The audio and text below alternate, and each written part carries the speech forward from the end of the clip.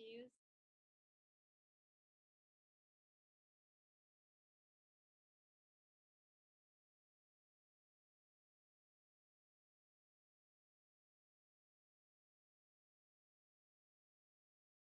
Please let the record reflect that all council members are present. And I will read the determination here quickly. Council chair determination to hold electronic meetings without anchor location.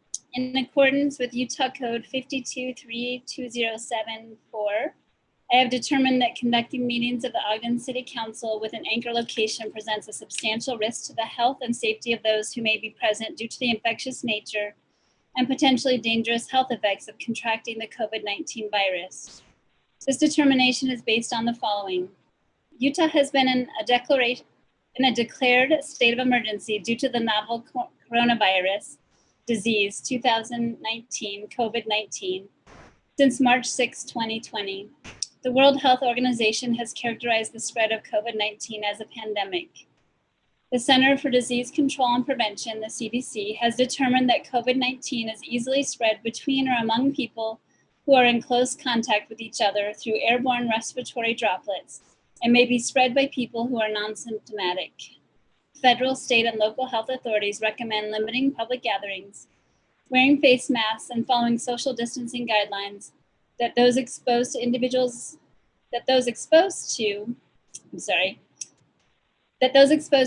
experiencing symptoms of COVID-19 self-quarantine for 14 days, and that individuals experiencing symptoms of COVID-19 self-isolate to prevent and control the continuing spread of COVID-19.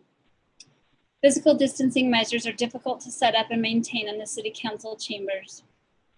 Based on the foregoing, all public meetings, including work sessions and meetings of the Redevelopment Agency, will be held electronically through August 31st, 2020. Information on how to connect to the electronic public meetings will be posted on each agenda. The public may comment during the electronic meeting, during public hearings, or provide public input on items designated for input on the agenda. General public comments will also be taken during regular meetings. Written public comments may also be submitted through the following electronic options. Telephonic message at 801-629-8158. Public comment submission form at ogdencity.com/public input, or email at citycouncil@ogdencity.com. This statement is issued and becomes effective August 3rd, 2020. Thank you everyone for your patience with me reading that. Now, we've asked Vice Chair Blair to lead us in the Pledge of Allegiance. So I think that Brandon will put up the flag. We appreciate that. Thank you. And then I would ask all council members and anyone else who's joining us to please stand and join us in the Pledge of Allegiance.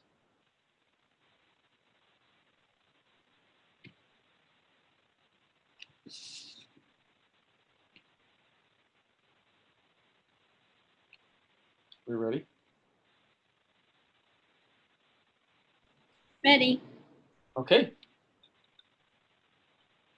I pledge allegiance to the flag of the United States of America and to the republic for which it stands, one nation, under God, indivisible, with liberty and justice for all.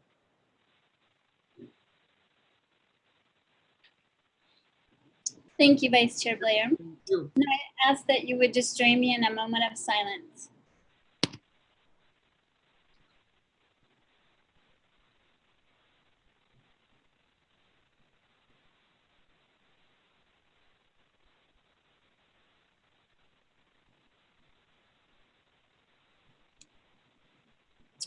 Okay, well, we'll start this evening with the approval of minutes. So we first have the work session of February 18th, 2020, and that's Councilmember Stevens.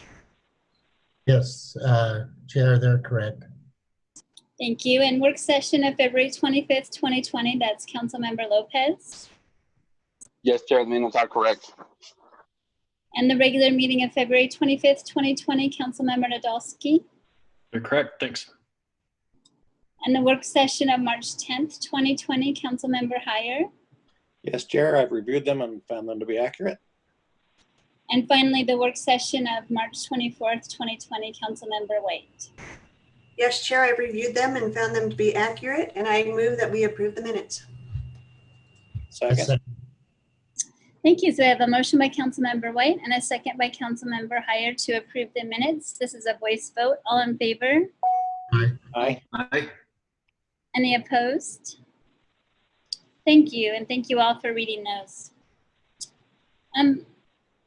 Number 4 on our agenda is the common consent. We have 2 items tonight. We have council rules and norms revisions. That's to adopt a resolution, as well as the fiscal year 2020-2021 budget amendment that is allocating $30,000 for the Spanish language translation services. And this is for setting a public hearing for August 18th, 2020. Chair, I would make a motion that we approve the common consent agenda as posted. Second. And we have a motion by Councilmember Hyer, and I believe that was the second by Vice Chair Blair, to approve the common consent. All in favor? Aye. Aye. Any opposed? Thank you. And if I ever get that wrong, please correct me, because sometimes when I look away, I can't see whose green box is lighting up. Great, so I'm really excited to welcome Lori Buckley, the Project Arts Coordinator, to talk with us about the new arts grants. Welcome, Lori. Thank you. Thank you, City Council members and Chair Jaberka, also Mark Johnson and Mayor Caldwell for having me here this evening. I'm here this evening to discuss proposed resolution 2020-21 that when adopted will award $100,000 in art grants out into our creative community. The arts grant program that the city offers helps to support and foster Ogden's vibrant and healthy community. And I myself, the Arts Advisory Committee, our local arts organizations, and countless individual creatives would like to thank you, the city council members and city administration, for supporting the arts and contributing to the overall fantastic creative culture that Ogden has. So let me share my screen here. Hopefully this works. So let me know if you all can see this.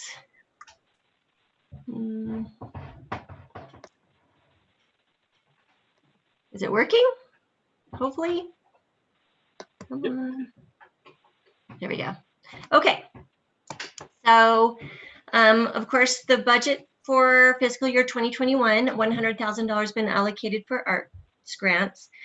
Your role as City Council is to make the determination that the value of the programming and projects that we're receiving for the arts grants money is equal to or exceeds the monetary value of the grants.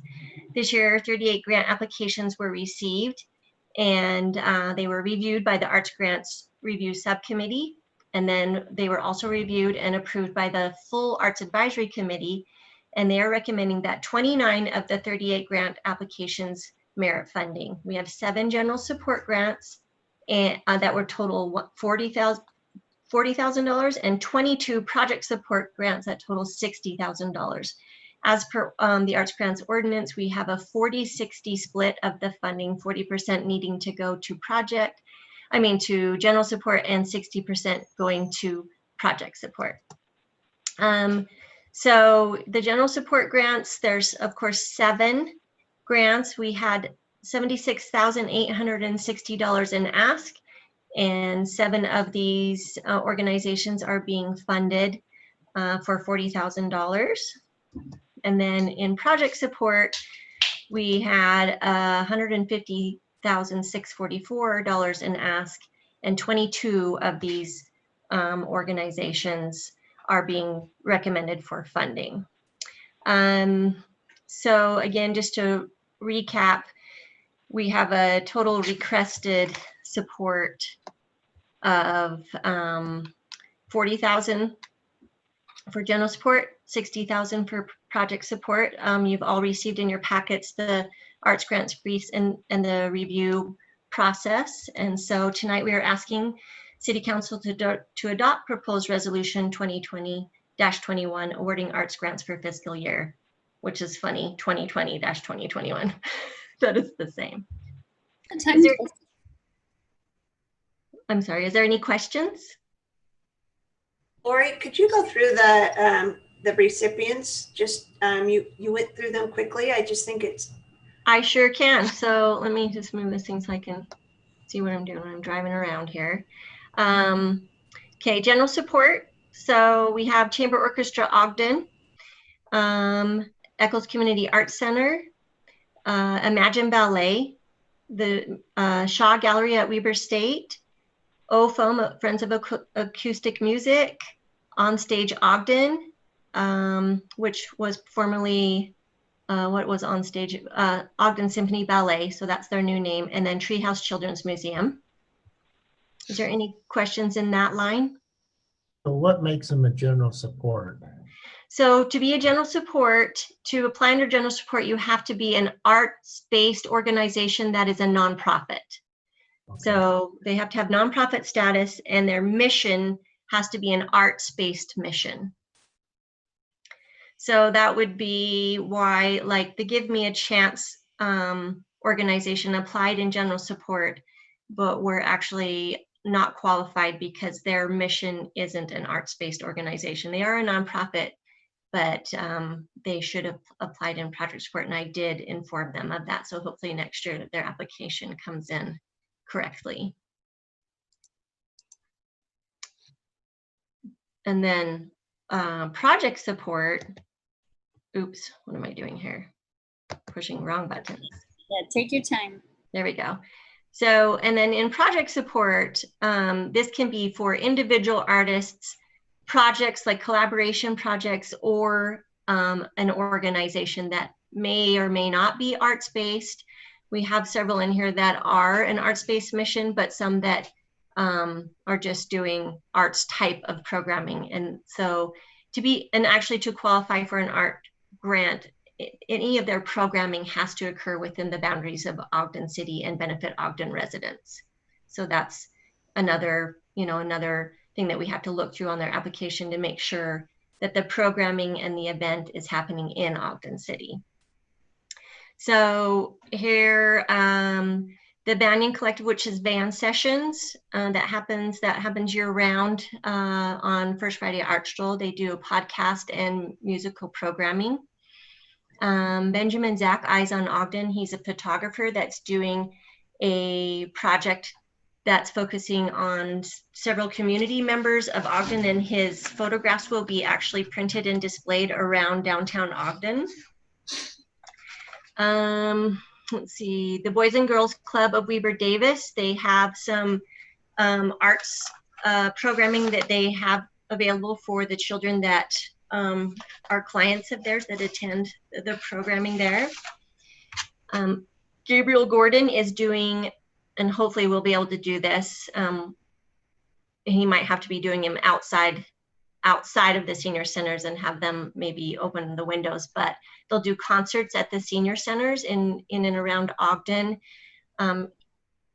He asked for, as you can see, a large amount of money, but a lot of his concerts were actually not in Ogden. So we had to make an estimate of how many of the concerts occurred in Ogden senior centers. And that's, as you can see, why that amount is quite different there.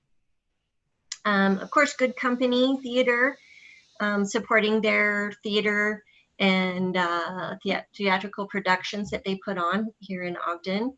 Jazz at the Station, which is a beloved program that happens at the Union Station throughout the summer.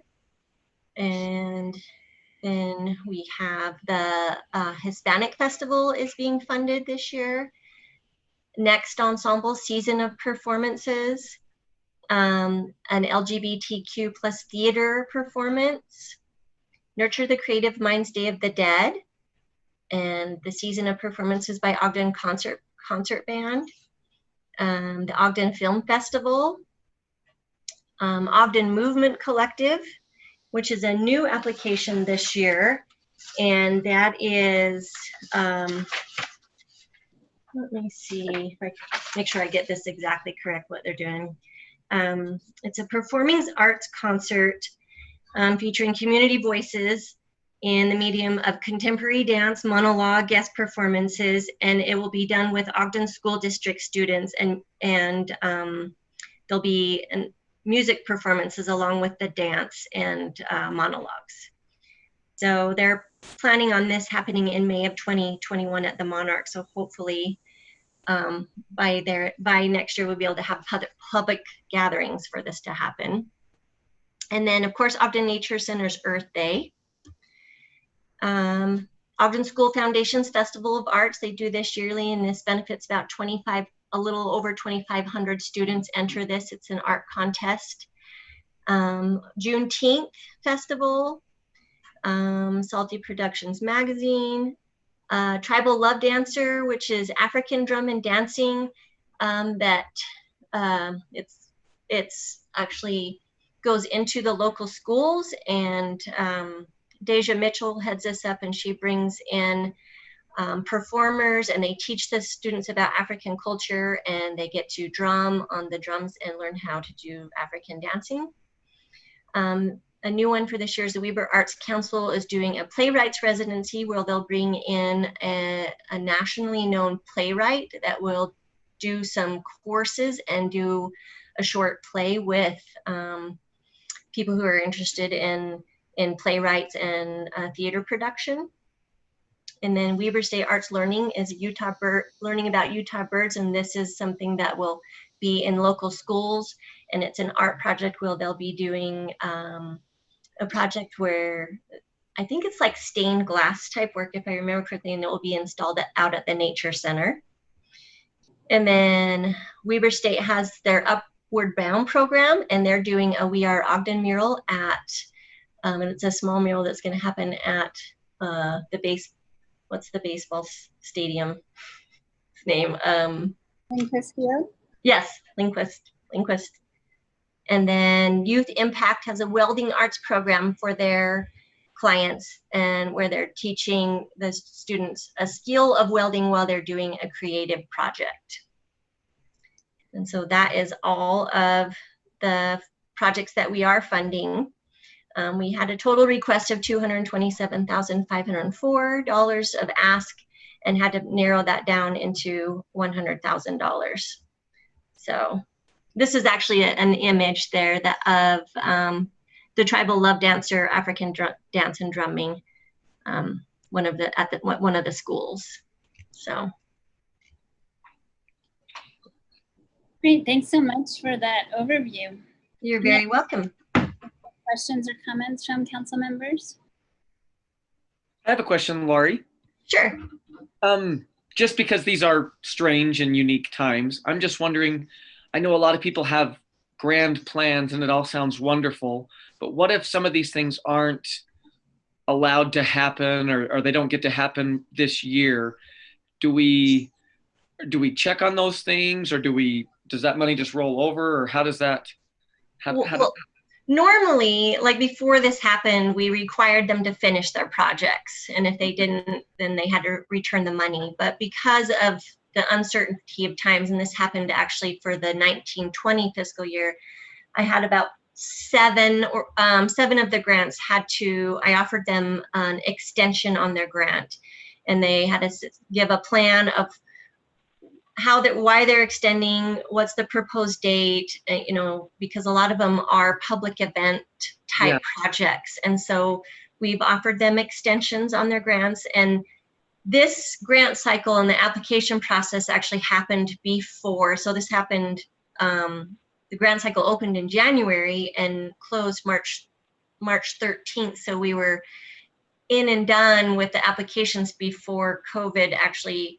like before everything got locked down. And so these people also, I'll be working with them on helping them to either pivot their program, and that's what a lot of the past grantees did. They pivoted their programming to some virtual programming. So they were able to complete their projects and programming virtually, and some of these might have to do that as well, or we might have to offer them extensions until it's either they can figure out a safe way to produce their programming, or we're out of the danger of infection.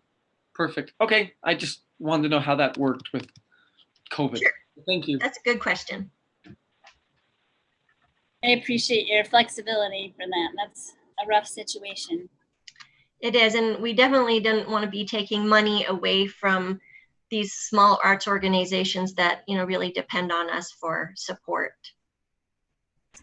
Any other questions or comments? When you go out to the schools, do you go out to the public and also the charter schools?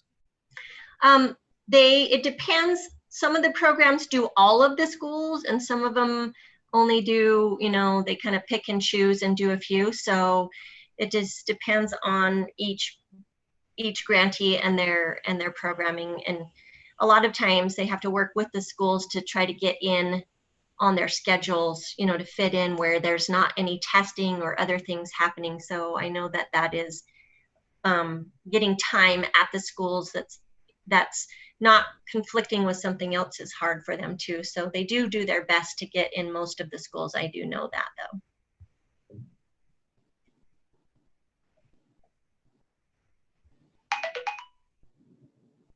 Any other questions or comments?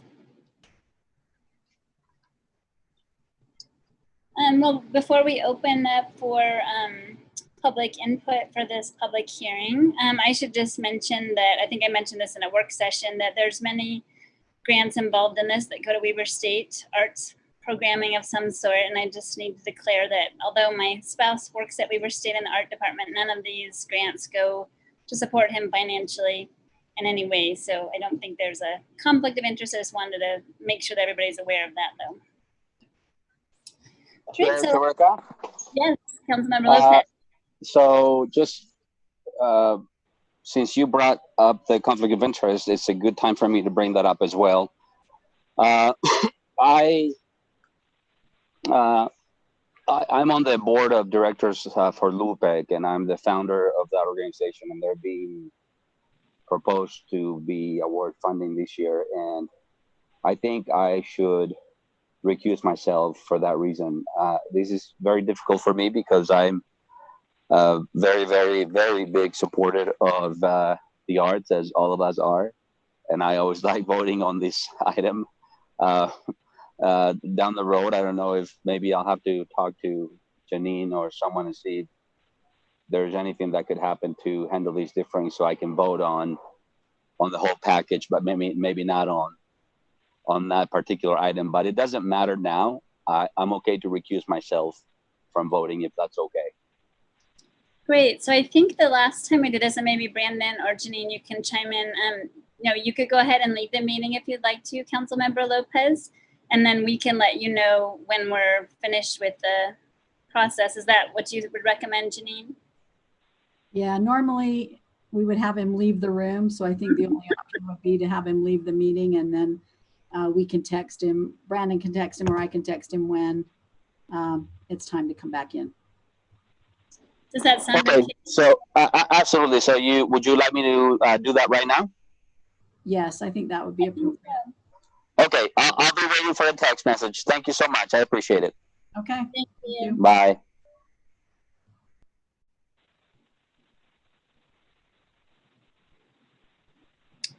Great. Is there any other comments or discussion? Okay, so I think we'll open up the public meeting. I think Brandon will tell people how they can participate if they'd like. Thank you, Chair. For those of the public that are joining tonight's meeting via Zoom, you can participate in the public hearing by using the raise hand feature found within the application. There should be a button at the bottom of your screen that says raise hand. Click on that, we'll get you in the queue, and your comments will be limited to 3 minutes.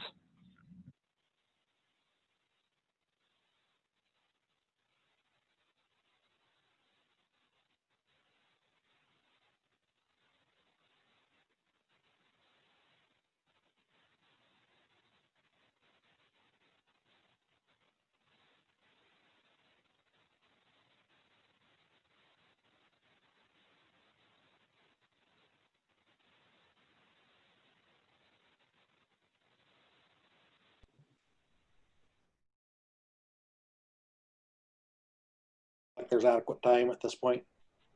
I believe so. I mean, I feel like a lot of the folks that are on the list know how to use the Zoom, so I feel pretty comfortable. How about you? I do too. And so I think I will make a motion that we close the public hearing. Second. Thank you. So we have a motion by Councilmember Heyer and a second by Councilmember White to close the public hearing. All in favor? Aye. Aye. Thank you. Any opposed? Great. So now I'd be happy, unless there's other discussion items, I'd be happy to entertain any motions. Chair, I would make a motion that we adopt ordinance 2020-21 for the Arts Grants fiscal year 2020-21. I second that. Thank you. So we have a motion by Councilmember Heyer and a second by Councilmember Stevens to approve proposed resolution 2020-21. This is a roll call vote. Councilmember Heyer, Aye. Councilmember Nadolski, Aye. Councilmember Stevens, Aye. Councilmember White, Aye. Vice Chair Blair, Aye. Chair Chaburka. Aye, and that passes. Thank you. And thank you, Lori, for all of your hard work with all that outreach and helping people learn about the grant applications, etc. Thank you. Thank you all for your support in the arts. We really appreciate it. Chair, if I could just make a comment. I don't know if Lori's was involved with this, but I've seen throughout the city the horses, and that has drawn a lot of interest, not only to the horses, but also to the arts. But I don't know if she had anything to do with that, but it is actually having a great impact in our community. Thank you, Councilmember Stevens. That's actually a project, I think, well, Christy McBride kind of headed it up with Pioneers Day Foundation. It's our Ogden Shares Art programming that we're trying to get some safe public art activities out for the community to enjoy. So I'm glad that you've noticed and are enjoying that.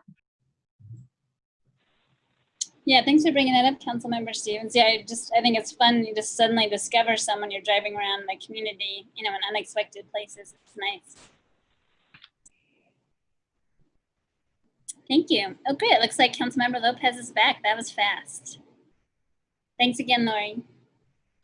Jared, can I just make a real quick comment? This is like usually in person, my favorite time of the year to be at. And so that's why I thank you, Lori, for going through that whole list, because usually they're at our chambers. And so I appreciate you doing that because I miss that. So thank you. I know it's a little bit sad not to see Imagine Ballet's little dressed up in their costumes here to come say thank you. It's a little bittersweet, this meeting. Yeah. A sign of the times. I did notice, just as a side note, that Good Company Theater just posted some really fun events where they're doing theater. One actor's doing theater in front of the windows, and you can sit up front on this, like on the sidewalk, not on the street. But there's very limited seating. But yeah, everybody should check that out because it's a limited offering. And yeah, so they're trying many different innovative ways of getting some art out to the community. Great. Thank you. Okay, great. Well, now Greg Montgomery is the star of the show for a little while with reports from the Planning Commission with the proposed rezone of 1400 and 1475 West Midland Drive. Welcome, Greg. Well, thank you. Can you see this? Yes, we can. Okay, good. So this is a petition that had been filed by one of the property owners out on 1475 West. And the request started in December with his individual property, which is in this slide is shown in the red cross-hatched area. The entire area that's in the light tan color was rezoned to R110 back when the city annexed these properties into the city from unincorporated county a couple years ago. At that time, it was determined that this area should have R110 as primarily the uses there had been residential. When it was in the county, excuse me, there were kind of a mixture of some various uses, but the property owner had bought this property since it became in the city with the intent to do a contractor shop there. And only when he found out that it was actually his own residential did he then come to us and ask for a rezoning. At that December meeting, the Planning Commission determined that not only should his property be considered, but the entire area is zoned R110 ought to be reviewed. And so the meeting was continued from December to January in order to contact other property owners to see what their concerns were. And those property owners contacted the city between December and January. And in this photo, you can see those who contacted us saying they were in favor of their properties also being zoned M2. These were 5 of the 8 property owners. And so as the Planning Commission looked at that, they felt it'd be appropriate to take this entire area and rezone it to M2 at this point, rather than have piecemeal applications. The reason why the commission did this is originally they felt that because of the constant items that had come to the Planning Commission as properties around this neighborhood developed, people concerned about protection of their homes, but they were in the unincorporated county, and we really didn't have any zoning standards that could protect those homes. So it was zoned once it came into the city, R110. However, since that time, those properties, many have been changing hands, and they've always been advertised as manufacturing properties. And then the people were surprised once they had bought it to find out, no, they really weren't manufacturing. So we feel that it's important to look at these properties in a whole, to now determine that people are really buying these properties for the intent of manufacturing purposes, and to honor that intent to rezone this area to M2 so that there'd be a continuity of development all the way along Midland Drive. There have been some buildings built that were first, some had been permitted by Weber County before the annexations took place. One had built a pole barn, as you can see in some of these photos, that was under construction when this discussion was taking place by permit from the county. The applicant himself had both a house, but he also had some other outlying buildings that would lead to manufacturing idea. This kind of gives you an idea. Of course, this is back in December, January when these pictures were taken, when the commission was looking at this, but kind of the feel for the area. But it really is an area in transition. And so the commission felt this was in compliance with the general plan, that because the actual uses are going to be taking place on the property, perimeter buffering is no longer needed because the uses were really going to be manufacturing. And so the character of the area is generally manufacturing, and so rezoning that all the property to M2 was appropriate action. The commission voted 7-0 to recommend approval of that rezoning.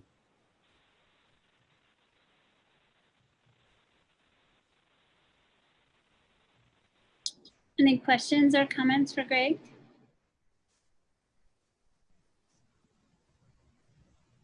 Chair, did we have Greg review what can go onto an M2? M2 is our heavy industrial. So about any type of manufacturing use can go in there, whether it be contractors, storage, salvage, junkyards, auto body, all those types of uses can go into the M2. You know, to the northeast of these properties right now, you have a construction contractor's yard that does asphalt and other things. Further to the southwest, you have recycling, you have a variety of things. So it really is a heavy industrial use area. What can't go into an M2 then, an M2 zone? Well, we don't allow hazardous materials. We don't allow transfer stations. We don't allow certain chemical productions.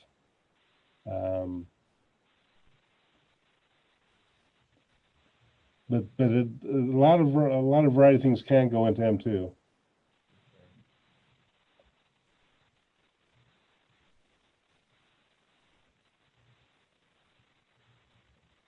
And the surrounding area is all zoned M2, so it's not like this is on a boundary of something different. Everything around it is M2 zoned. Any other questions or comments?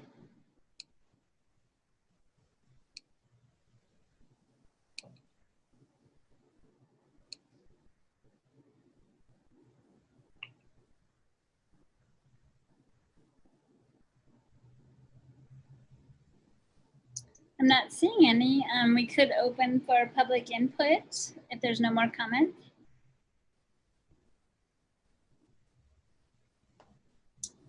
Great. So Brandon, I don't know if you would like to repeat how people can participate if they'd like. Yeah, absolutely.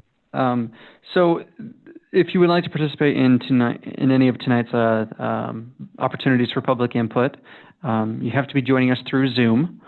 And by using the raise hand feature, which is found at the bottom of the app, you just tap or click that and your hand will be raised and we'll be able to see it here. And then we can let you address the council for 3 minutes about the topic of conversation.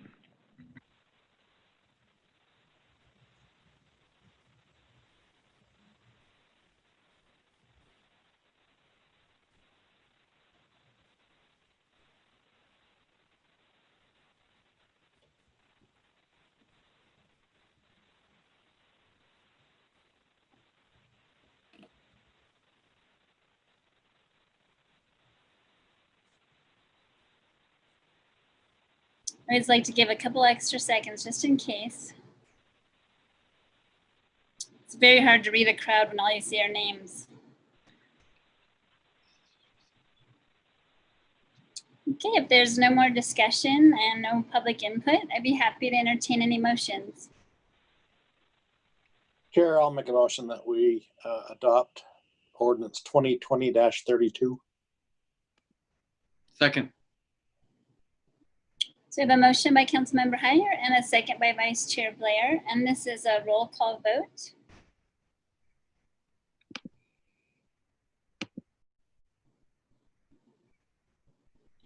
Yes. Councilmember White, Aye. Councilmember Heyer, Aye. Councilmember Lopez, Aye. Councilmember Nadolski, Aye. Councilmember Stevens, Aye. Vice Chair Blair, Aye. Chair Chaburka. Aye, and that passes. Thank you. Next item is for Greg Montgomery to report to us about the proposed zone text amendment for the design standards of small accessory structures in East Central Plan area. Okay, thank you, Chair and members of the council. So what we're looking at here is a recommendation from the Planning Commission regarding an amendment to the East Central standards. Now, this actually encompasses 3 zones, the R15, the R2EC, and the R3EC. And it's that area highlighted in red, known as the East Central area between the brow of the hill to the north, 30th Street to the south, Adams generally to Harrison. Now, when this area was created, there were certain design standards that are unique to this area and those 3 zones that do not apply to other areas in the city. And that is because of the designation of the Central Bench National Historic District. And so it's trying to create some special design standards that would respect the architecture and the character of the area, and in terms of building design, materials, and sizes of structures. So one of the requirements is that presently buildings have certain material requirements, new construction to help blend with existing buildings that may be on properties. Those design standards related also not only to the main building, but to the accessory buildings. And what we were finding out as people came in to do their land use permits, they had already bought at different places, whether it be Lowe's or Home Depot or Tough Shed or wherever, pre-manufactured accessory buildings. Now, I know there was a question in the work session. These are sheds, basically. This is not accessory dwelling units where people live in. These are buildings that are used to just store things in. They're not garages, they're not ADUs, but they're sheds. And the ordinance and building code have that if something's less than 200 square feet, a building permit's not even needed. And so people would acquire these structures and then find they're not meeting the design standards of the zone. And so as they came in, we'd inform them that you really can't put that there, but they've already bought it and already had it coming in. So here's an example of what people would buy. And the variations of why they would not comply would be because either the material maybe had been a vinyl, maybe the lines of the material were vertical rather than horizontal, all things that are characteristic of the central area, but in these pre-manufactured little sheds, those are the typical designs that take place. So as the Planning Commission looked at this, they took into consideration a couple factors. First, the small size, the fact that they're not an item that requires a building permit per se, so they generally are pre-built. They're always located in the rear yards behind the dwellings, and the dwellings generally screen them. And so there's little visual impact to the buildings. And so the commission considered that, and those are the same questions for the council to consider, is do these accessory buildings in the rear yards detract from that integrity that was desired with the East Central community? And does that square footage minimum of 200 square feet or less seem a reasonable balance between what the owners are trying to accomplish to use their properties without impacting the character of the area? So the ordinance proposed added additional materials for these small accessory buildings and removed language of the orientation of the siding that had to be vertical. It had to be horizontal, could now be vertical. It could be vinyl, resin, stucco period material. It just cannot be galvanized bare metal. Also, that the roofs could have that galvanized metal or the vinyl. Again, what's typical found in some of these small sheds. The location was discussed, and again, they're behind the building, but on a corner lot. The same standards that apply for other detached structures would also apply on a corner lot. It had to be 20 foot back on that side street face. Again, so it's more behind the building and doesn't have as great as visual impact, or be put to the far end away from the street in the rear yard. But that helps. Hey, Greg, may I ask you a question? Yes. So just to make sure then, so if it's not a corner lot, then it's code that these structure will have to be in the backyard? Yes, there'd have to be any accessory building has to be in the backyard. Okay, got it. But this is just saying that it could be, if it's that area you talked about, anywhere in the backyard. It wouldn't be 20 feet back from property line. It could be anywhere in the backyard. Got it. Got it. Thank you. Okay. And so the Plan Commission recommended 9-0 to make these amendments, feeling that this was an appropriate revision to help address concerns that people have when they're trying to get a little storage area in their yard and still retain the character of the East Central and not adversely impact those character defining features.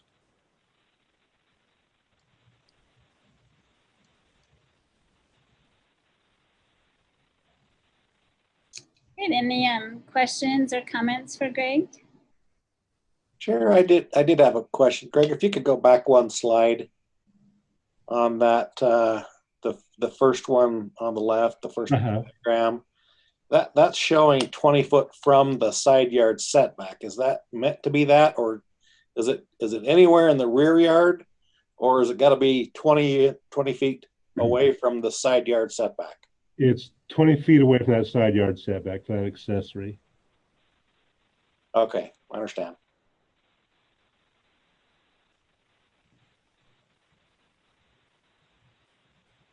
Any other questions?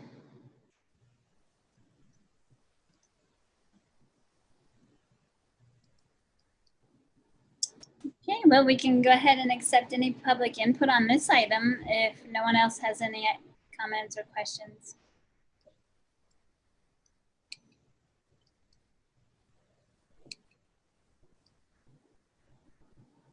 I think that it's all the same people on the line, so I don't think we'll repeat the how-to. If you'd like to comment, you can go ahead and raise your hand.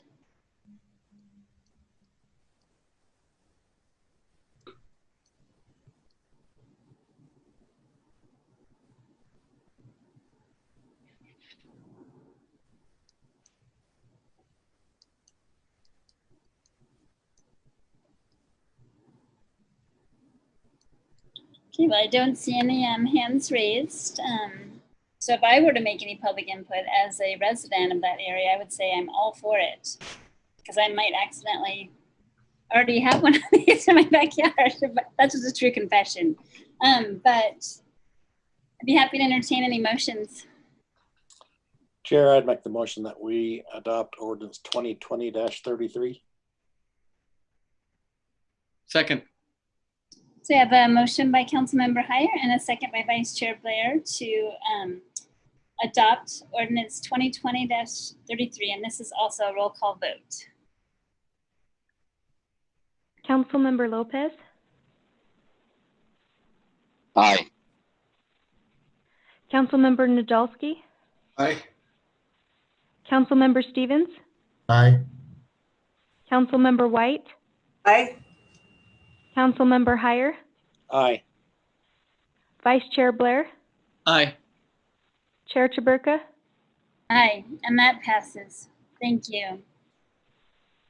Okay, and last but not least, Greg, you're up again for the proposed zone text amendment for the reduction in minimum size of townhomes in the mixed use zone. Okay, thank you. This is a petition that the city received from Lotus Development. They are presently working on the projects between Grant and Washington on the north side of Park Boulevard. And as they were looking to do development of townhomes, one of the things that they came up against was the present provision of 1,300 square foot minimum for all townhomes. The concern with the developer at this point is the market forces have changed, and that to have every townhome at 1,300 square feet did not meet the needs of what some of the market demands are. And so the proposal was to then make an amendment to create a variety of housing types that still could be townhomes, but could meet different income levels and different needs of individuals, and not have to just meet one type of the townhome design. So the request from the applicant was to reduce it to have a minimum of 940 square feet. They had proposed a certain number of units, of 5 units. As the discussion took place with the Planning Commission, one of the things that staff had said is that to just have a number may not get the mix that you're looking for. So we had talked to the commission in our presentation that this revision should be for up to 25% of the total development units. That way mixes could occur and they could have options and choices for people in the types of places they live. It preserves the quality of the development. It also allows that flexibility to be stable. Again, it helps increase the market of those projects and helps create some creative floor plans. People may be looking for different things. This gives them those choices. And it really does not affect the overall aspect of what we're trying to accomplish in the MU zone. As mentioned here, it's parking neutral. Larger units will have the same parking standards, but in reality, there may be some additional parking that can be created because some of the smaller units may not have as large parking demand. One of the things that was used in the discussion of this was some market studies, one done in 2013, that looked at one-bedroom sizes being 639 as an average. Also, another study was followed up in 2019 showing some of the bedroom sizes increasing, the one-bedroom size increasing, but still below the 1,300 square feet that we require in the present ordinance. This is an example of the developer's proposal of townhomes along Grant and Park Boulevard. And you can see in the right, that smaller unit placed in with the other townhomes that most people wouldn't really pick up on, but it would be smaller and would allow some options in terms of what people may need. We looked at the compliance with the general plan in this revision, saying this is still encouraging downtown development. It's diversifying our housing types for different ages and incomes. It helps us to, again, have more housing occurring downtown and helps to make these projects successful without impacting the overall urban design. And so we felt this was consistent with the plans, the general objectives, and also in compliance with the river project. Again, it gives a mixture of housing types, that variety, and the smaller units can meet different needs and still have the adequate parking needed. So the Planning Commission recommended 8-0 to approve this petition.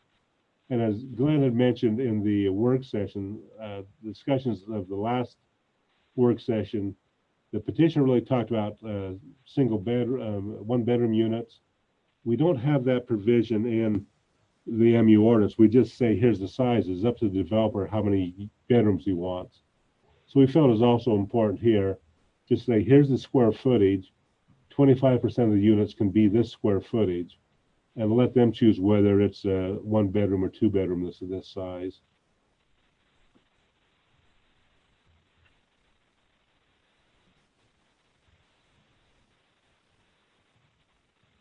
Great. Any questions for Greg?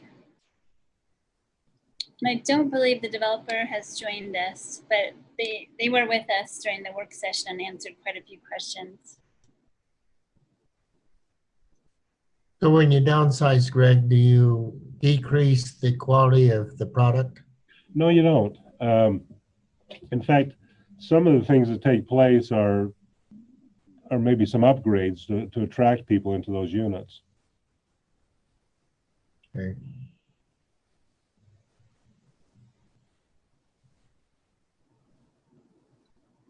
Any other questions or comments?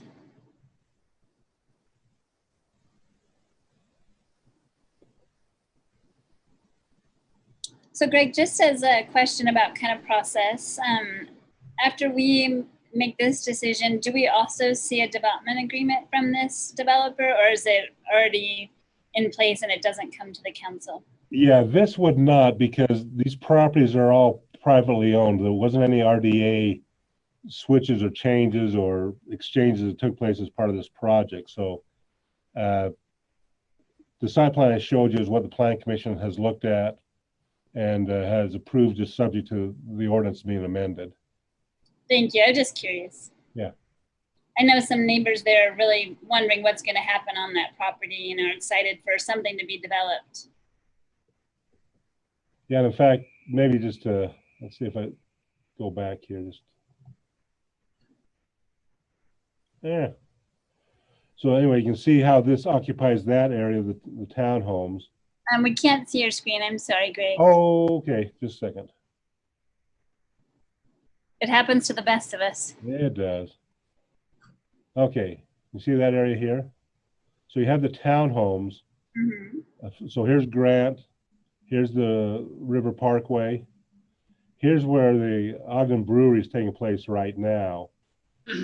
And there'll be a walkway that this lines up with a walkway through the townhomes now as a public walkway to the river. That will continue on as a separation between the townhomes and the commercial developments taking place here, with another river access that's to be a public walkway through here also. So this project will have penetration. The public can get to the river from Park Boulevard and not have to go all the way down to Grant and then back. Great. Thanks. Okay. Okay, if there's no more questions or comments for Greg, we can go ahead and open and receive public input on this item.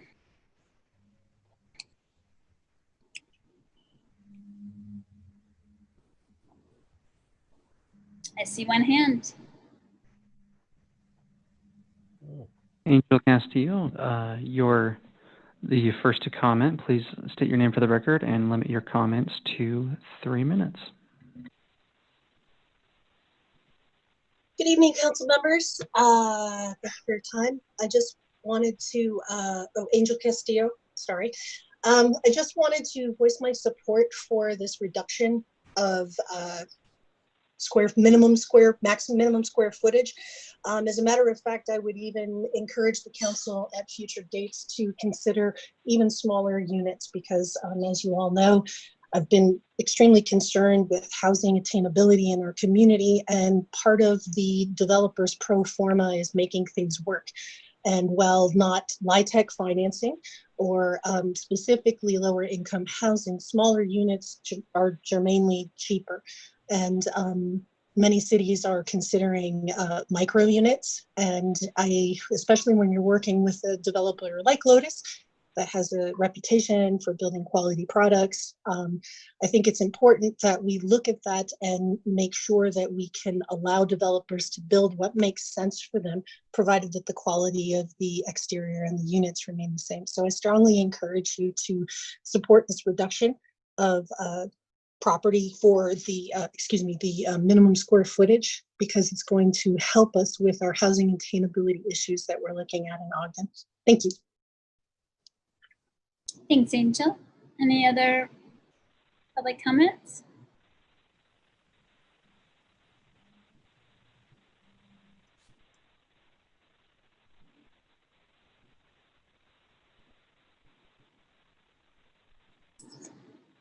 I'm not seeing any public comments, so unless there's more discussion or if anybody would like to propose a motion. I couldn't think of the word. Chair, if you don't mind, I'll make a motion that we adopt proposed ordinance 2020-34.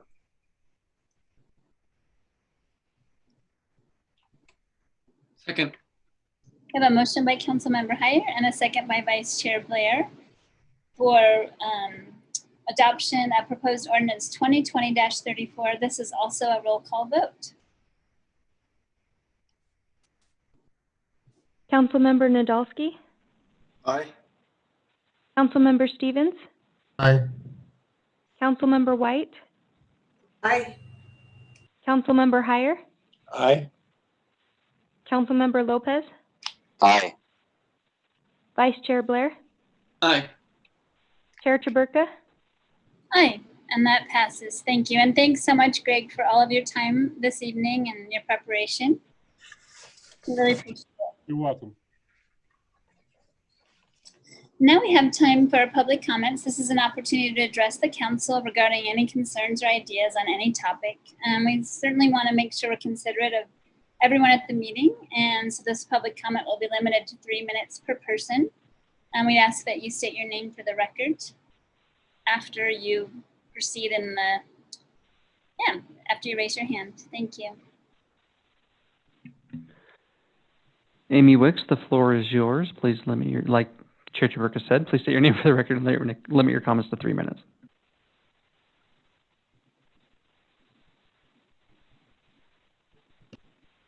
Hi, Amy. Hello, thank you. Amy Wicks, Ogden resident. I am, again, here to encourage you to do your jobs. You've just given yourself raises, earn that. Hold administration accountable for taking care of important city functions like recycling. If they can't make it work, then they need to take the cans away, because essentially people are getting an additional free trash can. Asking citizens to continue to sort their recyclables while they are being sent to the landfill is kind of offensive. It's absurd. You know, why? And I get that it's a good habit to be in, but you know, we're smart people. We can get back into the habit. And I assume that when or if the recycling program is resumed, it may look a bit different, and we may have to do some education on what can and can't be put in those cans anyway. So, you know, don't offend us by telling us to continue to waste our time sorting our recyclables when they're just being picked up and taken to the landfill. I would like to encourage the city council to look at our refuse rates. And if you are not going to figure out in a timely manner, or have administration figure out in a timely manner how to resume the recycling program, I would encourage you to look at our rate structure that we pay for refuse and reduce it, along the lines that we are paying for we're paying for recycling services, and we aren't receiving those anymore. We are now having to take those things somewhere on our own, and we shouldn't be paying for those things. And if you aren't going to be providing recycling services anytime soon, then maybe you should consider picking up the blue cans so we're not storing them, and so that citizens are not getting a free additional trash can. So I would encourage you to continue to look for solutions, give administration a deadline to deal with it. You can't just kick the can down the road, so to speak. COVID-19 is not an excuse. You don't have to visit these places in person.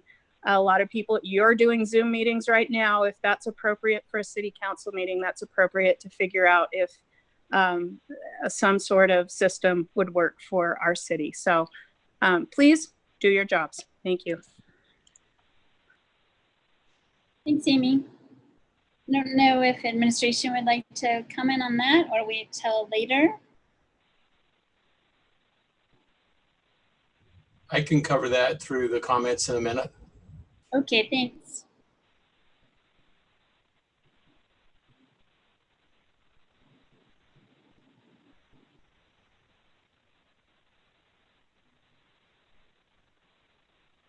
Heath Sato, the time is yours. Please state your name at the record and limit your comments to 3 minutes. Hi, thank you. Heath Sato. I would like to echo some of Amy's comments. I was hoping to hear an update about the recycling this evening. I was also disappointed that Councilman Heyer did not issue an apology for his flag stunt at the last city council meeting. I was pretty upset about the divisiveness of that, and I would like to hear him explain that if possible. And lastly, I've heard on 3 or 4 occasions the mayor mentioned that he has no say in whether or not we have require masks, and that it's up to the governor. But the governor wants city leaders to ask him for permission for mask requirements, and I don't believe he's asked. Every city that has asked has been granted permission. So I don't know if the mayor's confused or what. So I just wanted to clarify that for everyone, that it is up to the mayor to ask the governor for a mask requirement. It is not solely the governor's discretion. And that's all I wanted to say. Thanks for your time. Thank you. Any other public comments?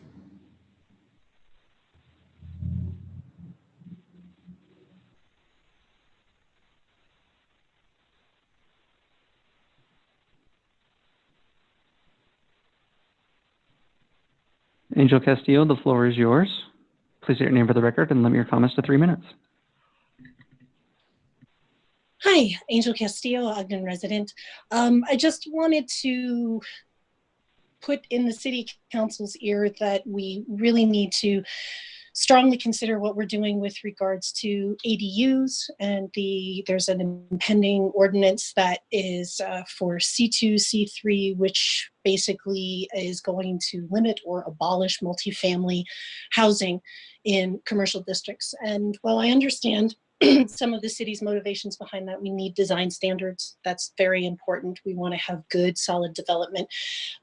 My biggest concern is if we're limiting residential multifamily, which traditionally serves lower income families, and that, you know, over 50% of Ogden is renters, we want to make sure that we're providing multifamily use along a transit line.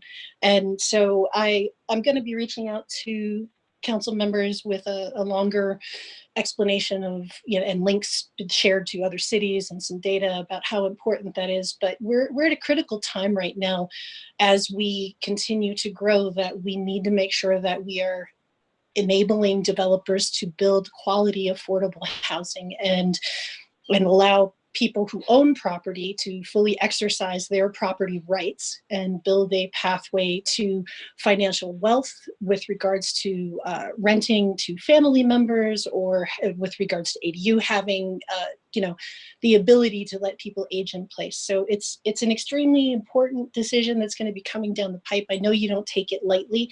And I look forward to having conversations with each of you to hear your views and to look at this conversation, how we're going to continue to provide housing affordability to the citizens of Ogden. Thank you. Thank you. Any more public comments?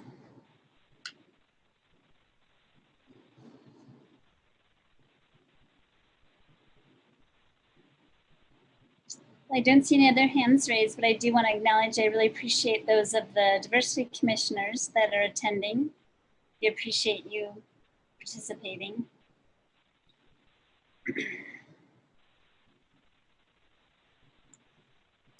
Okay, so now I don't believe the mayor's on the call, but Mark Johnson, would you like to make comments? Thank you. Mayor Caldwell is actually taking his daughter back to school, so he's on his way, I think, back from California, but he's not here tonight. A little history on recycling. I was on the city council when we started recycling back in 2002. We decided not to actually put any money towards recycling. Our hope was that recycling would actually pay us and actually pay for the program. It did for a number of years until recycling became non-profitable. With the city used to actually get a pretty sizable check that actually paid for the recycling piece. Since recycling hasn't paid much money, we have actually been subsidizing it out of just the regular fees. We were recycling through the county at the landfill for many years. The county discontinued recycling, didn't tell any of the cities about it. We were in a mad scramble what to do with our recycling. There is one company in Ogden that recycles, and that is a company called Recycled Earth. They are located in a place that is a little difficult if they actually dump outside the buildings, because seagulls come, the neighbors, it's in an industrial park area. The neighbors have gotten quite upset with the smell, the garbage, the seagulls, etc. This company went to the Planning Commission to get a conditional use permit to be able to do recycling and construction garbage. The Planning Commission, when they issued the conditional use permit, had several requirements that Recycled Earth needed to achieve. They have not achieved those, and we found that they were even more blatant at not fulfilling that. And so we stopped temporarily taking things to them because we didn't feel like the city should be taking recyclables or anything else to a company that was not fulfilling the conditions of their conditional use permit. Since then, we have discovered just recently that in the last year, they haven't even been recycling our stuff that we've taken to them, that they've been taking it straight to the landfill. We've had a meeting with them recently to discuss, one, them getting in compliance, which needs to happen, and two, what would they charge us in order to recycle?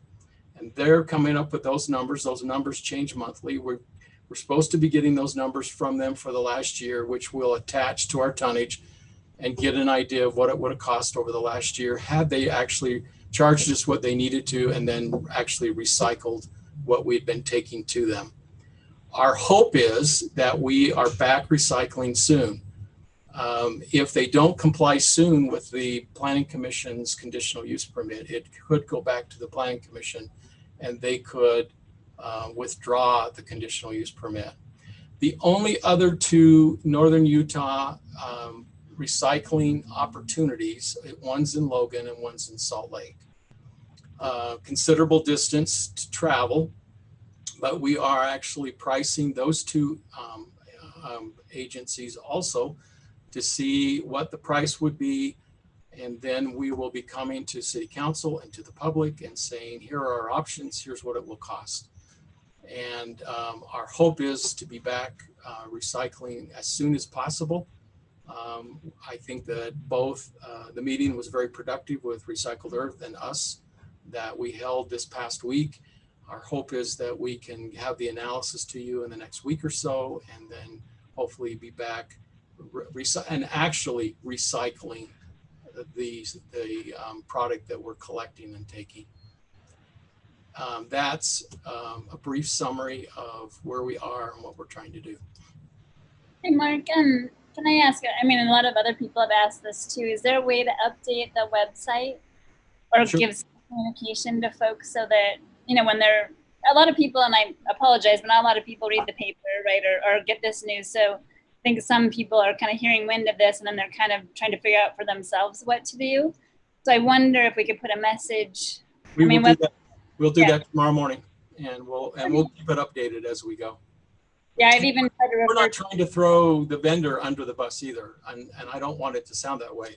They were a little concerned that they've been being thrown under the bus, and that is, I'm just trying to give you the straight facts of where we are and why we're doing what we're doing. I think, I mean, to be frank, I think that that's what a lot of the constituents want. They just want to know what's happening, you know, minute by minute, so they know what to do with their recycling. Because a lot of folks I know are doing their own collections now, and you know, trying to do their own services. So. And like I said, our hope is that we are back recycling quickly, and it's dependent on those two things: one, price, and will everyone be okay with what that price ends up being, and two, are they in compliance with what the Planning Commission has given them for their conditional use permit? So Mark, just real quick. So you're telling me that we don't really charge for recycling? We don't charge for the blue bins at all? We never have. And I think that's a lot of constituents' concerns is if we're not recycling, then, you know. Recycling checks anymore, we kind of are subsidizing, which in effect, I guess the citizens are paying for it, but you know, we kind of absorb the cost instead of raising the fees for garbage. Chair, if I might ask a question also.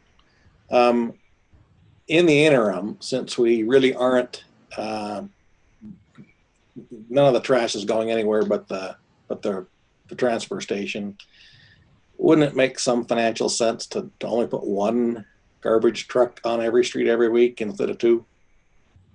I think that would be fine if that's what individuals want to do. I think, like I said, I think our people in refuse are worried because it's taken a lot longer than has been represented tonight to train people how to recycle and what to recycle. And I think their fear is we'll lose the ground that we've gained. But that's certainly up to an individual whether they want to put things in 2 cans and take them out or 1. I guess my worry is if someone starts using their blue bin for other purposes, then, and if we don't know right when the change is going to happen, it'll contaminate that whole load, right? If It would. Put waste in there or something. It would.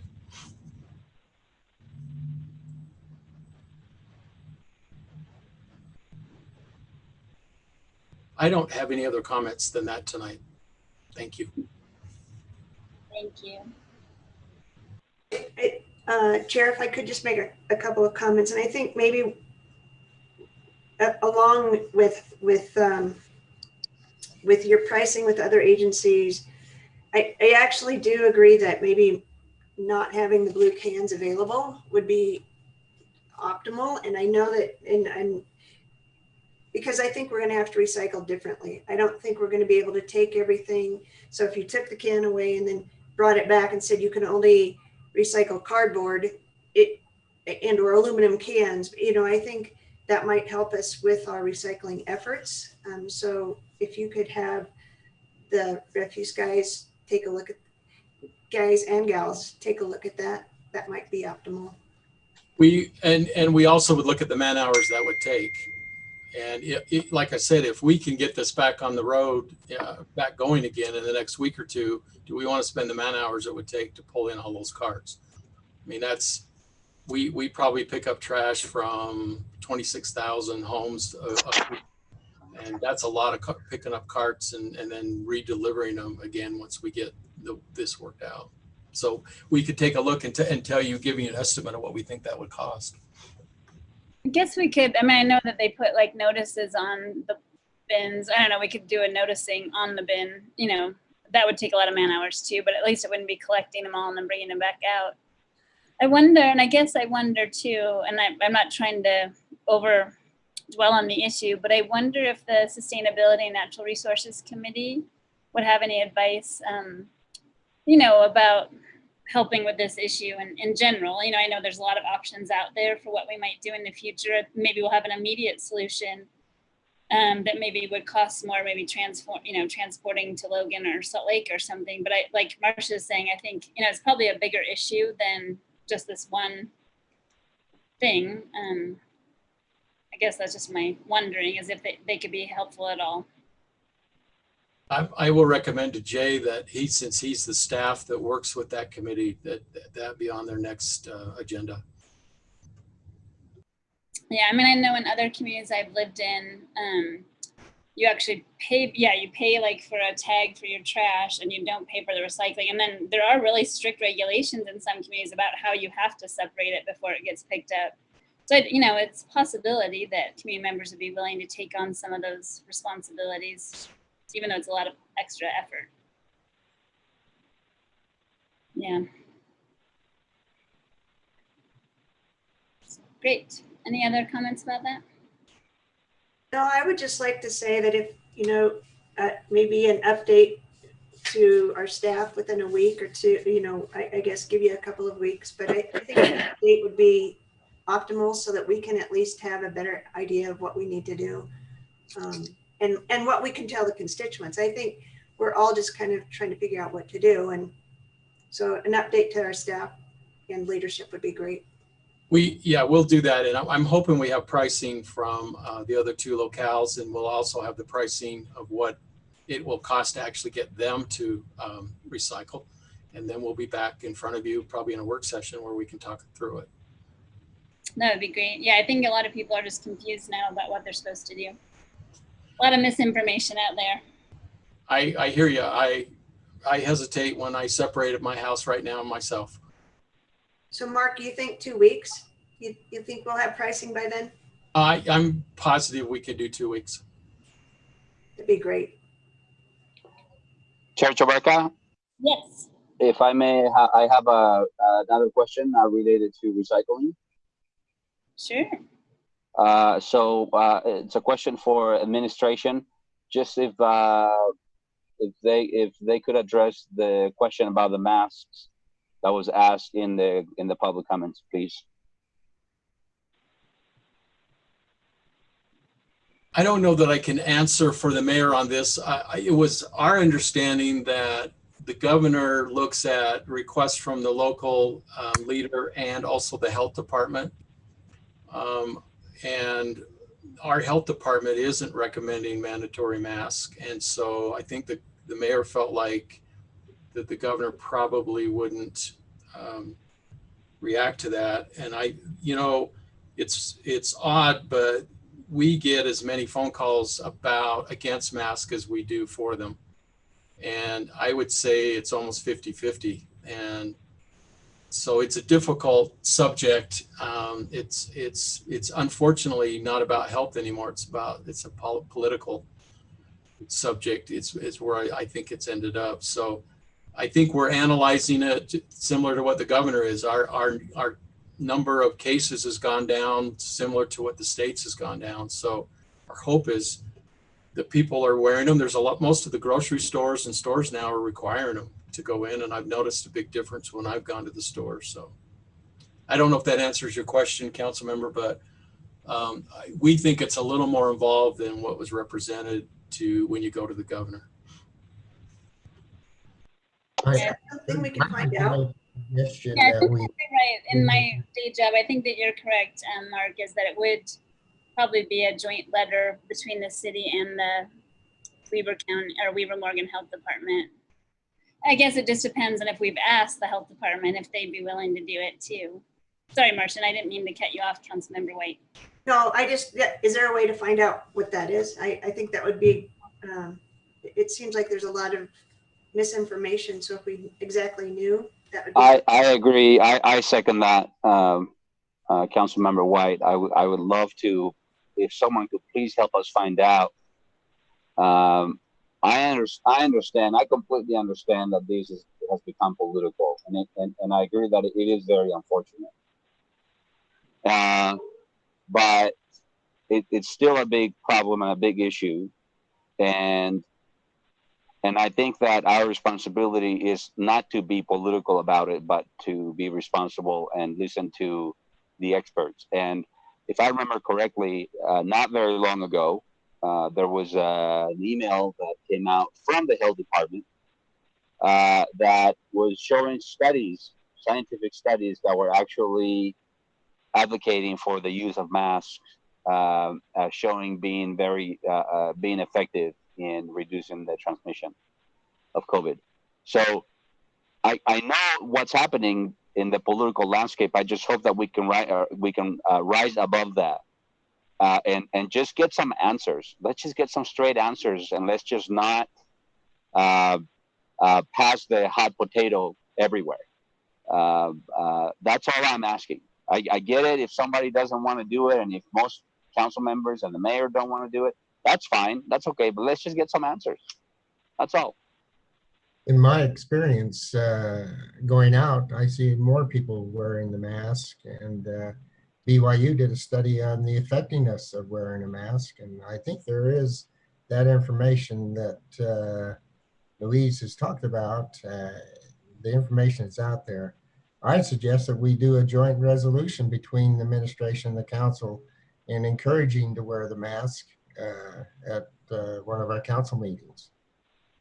So and Council Member Stevens, along the lines of what you just said, I also understand the difficulty of the subject mandating people to wear masks. I understand what's happening. Again, I want to double down on that.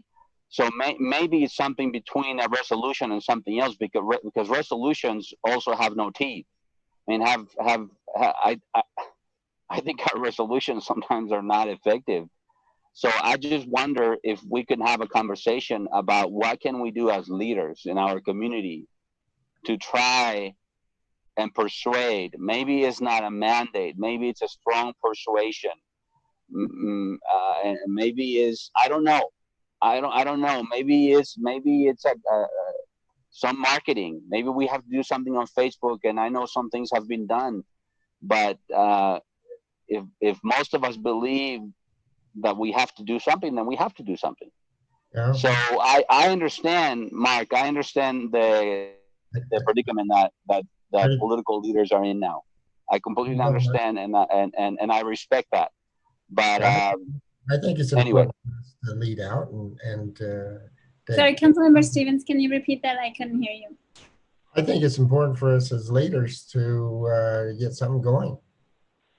Yeah, well, to be perfectly frank, one of the reasons I'm reluctant to go back into chambers is that we're not requiring people to wear masks in our building, you know, and I know that we're reluctant to force people to do something like that, but I mean, we can only control the areas we can control, perhaps, you know, and that's at least one place we could control, right? Yeah. Thanks for your mask wearing, Mark. There is a big Mask Up Weber campaign happening right now, and I think we could definitely jump on board with that as well. I saw that the mayor was in that video. We have jumped on board, and we've been promoting the heck out of that with Weber County. Mm-hmm. Chair, could I bring up one more topic?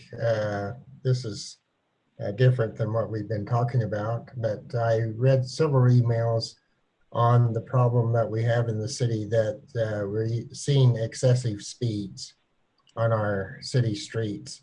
I've noticed it even on my street between Monroe and Harrison on 16th, especially on 12th, and also Harrison from 12th to 20th.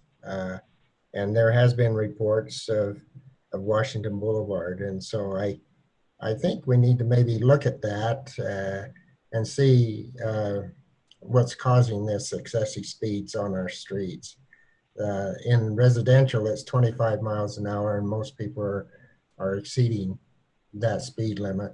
Some obey it, but there are quite a few that are not. So that's just as a suggestion for Mark in that aspects there. Thank you. We are working on the Washington Boulevard. We've actually been giving out over a weekend, probably 20 to 25 tickets. And we've been spending quite a bit of time trying to solve the racing problem on Washington Boulevard. Those of us who are a little older, glad that the police didn't put that kind of effort when we were younger, racing up and down Washington Boulevard. Yeah. We're finding that people are driving a little faster since the COVID thing. And I've read actually statewide, they're having that issue on the freeways and everywhere else. Yeah. And I think, you know, we got to figure out how to slow people down. For a while, I think the officers weren't giving tickets because of COVID. They were shying away from pulling people over if they didn't have to. And I think sometimes people figure that out. So I will pass on to the traffic division your suggestions and what you're doing. It's hard to patrol the entire city though, but we are working on the Washington Boulevard issue. We've been spending quite a bit of time on that on the weekends.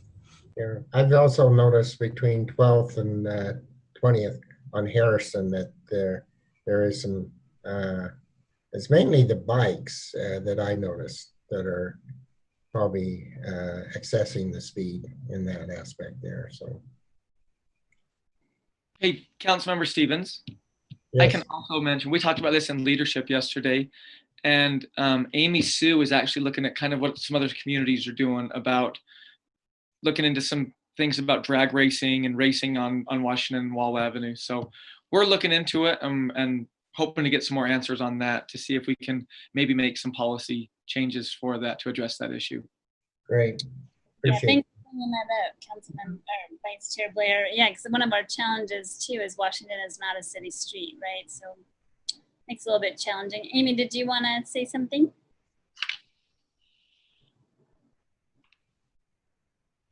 No, I was just, if when Bart made that, or excuse me, Vice Chair Blair made that comment, if I needed to make any commentary, but yeah, Janine's asked me to do some research on that. So we'll have a lot of good information. Thank you. I didn't mean to catch you off guard. Just whenever anybody pops up, I think they've got something to say. Would any other council members like to make any comments? I would like to make, are we really doing comments now? It sounded like we were doing a lot of Q&A before. So. I think it drilled Mark quite a bit. Yeah, I think that we're on the council member comments. Yeah, 2 weeks ago, when we had our very short special meeting prior to our closed executive session, I noticed that the chief was present in our meeting. I knew he'd had a bad couple of weeks, and I put up a support of the police sign. It was not intended to be against anybody. It was just intended to support our police chief, particularly in our police department generally. I have had a little bit of an education since that time, and in retrospect, I would not do that again. And I apologize to anyone who was offended by that. There was another issue that made that kind of wonky, or, you know, because it was a short meeting, our communications did not have the flag for the pledge ready. I was a little off guard because it was the third meeting in a row that I was asked with somewhat short notice. I don't want to throw anybody under the bus, but it was kind of a wonky experience. So that was kind of my explanation of what happened in that special meeting 2 weeks ago. So.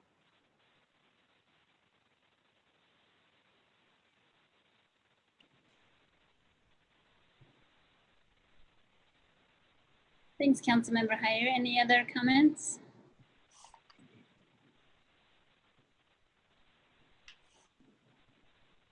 Chair,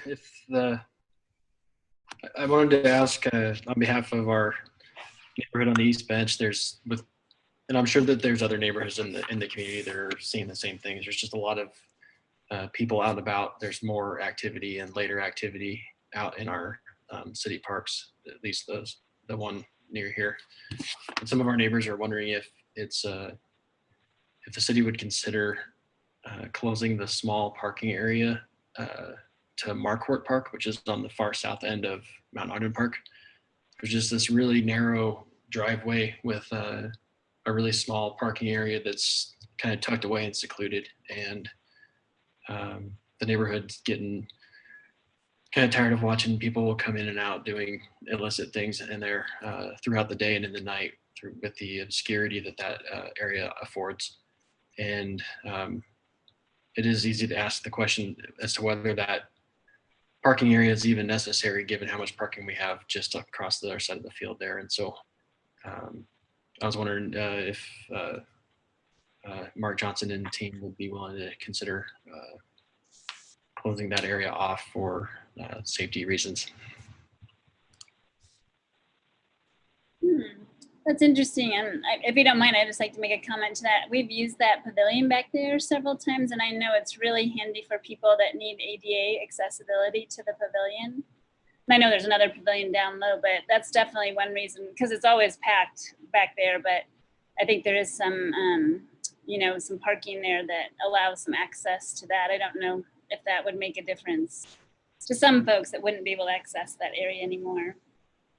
Sure, and I think the pavilion operates under a reservation system, if I'm not mistaken. But if that were the case, then access could be provided perhaps to those that are reserving it where needed. But a lot of the traffic in and out of that area is, we'll just say, very short term and high duration. High frequency and short duration. I'm going to put a camera in back there. No comment on that.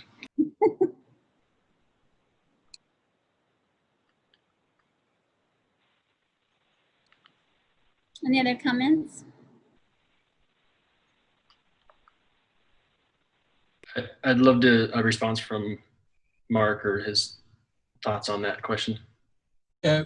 Councilmember, let me clarify. Are you talking about it being closed all the time unless it was scheduled, or are you just talking about a curfew later in the evening? Just some way of keeping the area, closed all the time, I guess. Some accessibility for our city crews to get in and out for maintenance, I'm sure, would be necessary. The ADA issue that Councilmember Jaberka mentioned is very relevant. So We'll be happy to take a look at it. I'll get our best parks guys to come in and we'll chat and see what we can come up with. I appreciate that. And I know our parks guys are the best, so that decision will be in good hands. Thanks. Any other comments? I'm not seeing anybody rush toward their screen, so I'm assuming that. Well, thank you. And I appreciate you all tolerating another Zoom meeting in your life and dealing with all the technical aspects of it. I just want to give a quick shout out to Brandon Garcia because his birthday is tomorrow and he helps us to manage all this technology. So happy birthday. And thanks to all the staff members that have helped all of this happen in this other way than we're used to. Great. Happy birthday, Brandon. Would anybody like to suggest that we adjourn? Motion to adjourn. All in favor? Second, I'll do a second on that one. Oh, thanks. Let's second. Okay, well, second. Yeah. All in favor? Aye. Aye. Thank you all so much. Have a good evening. Thanks, Angela. Thanks. Stay safe.